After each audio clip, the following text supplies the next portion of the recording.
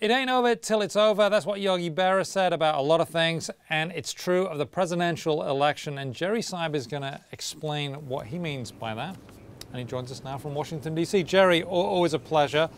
You've written a column here. Mitt Romney could still win. Absolutely. But, you know, given the way last week played out, Simon, you would have thought it was over the way some of the dialogue, some of the commentary went. But, you know, there's 6 weeks to the election, which is an eternity in modern politics, and it's still a close election.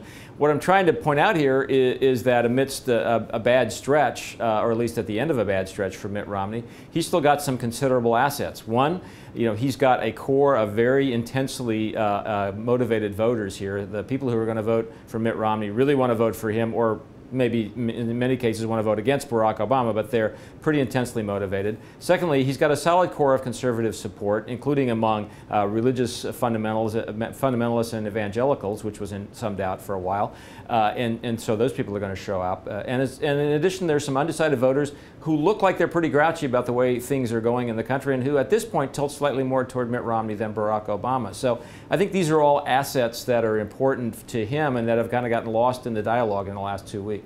Now, one thing I thought was very interesting here, that those who are intensely interested in voting, and that they're beyond sort of likely voters or registered voters, those intensely interested, Romney leads Obama by 3 percentage points, which is completely different from where he's lagging in the other categories.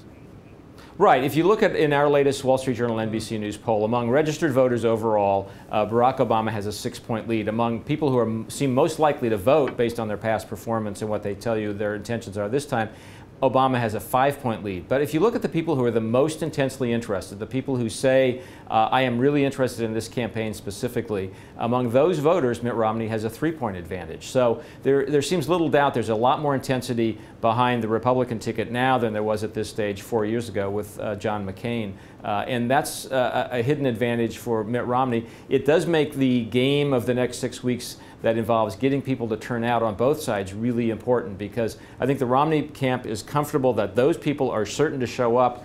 They're arguing, at least, and there's some reason to suspect they're right, that there's more doubt, more uncertainty about some of the people in the Obama category and whether they'll actually show up to vote, particularly young voters. Yeah, getting people to show up is right. Now, I've heard people say that Romney could still win and look back to Reagan, who was lagging against Jimmy Carter way back. Is that a fair comparison? Well, you know, it might be, although I think it's probably oversimplified a little bit. The comparison is worth noting, at least, which is that in 1980, you know, had an incumbent president, Jimmy Carter, who was not in great shape, who wasn't highly popular, and who was having troubles both economically and overseas. Yet Ronald Reagan couldn't quite get over the hump until they had a debate in late October, after which the Carter numbers kind of collapsed and the Reagan numbers took off, and that was the story. You know, that may be what happens here. The idea then was that people had to get comfortable with Ronald Reagan as a president before they could let go of Jimmy Carter as an incumbent seeking re-election, and that could come to pass again, and the debates would be the trigger. That's possible. I think it's likely that in 1980 there were other movements underway beneath the numbers, but the idea that Republicans are latching onto here is similar to 1980 in the sense that they think the debates that are starting next week are going to be really important.